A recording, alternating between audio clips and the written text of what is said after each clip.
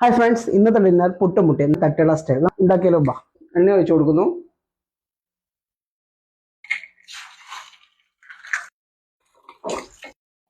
Puttu, chicken gravy,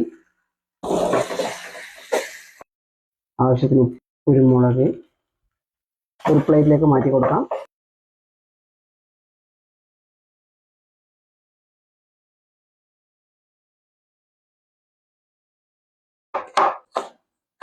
ചപ്പ് ചേർത്ത് കൊടുക്കാം. മല്ലിച്ചപ്പ്, ഉള്ളി, പച്ചമുളക് നല്ല രീതിയിൽ മിക്സ് ആക്കുന്നു.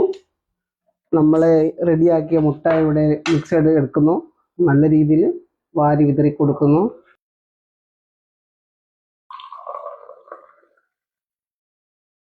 നമ്മളെ ഐറ്റംസ് ഇവിടെ റെഡി ആയിട്ടുണ്ട്. നമുക്കൊന്ന് കഴിച്ചു നോക്കാം.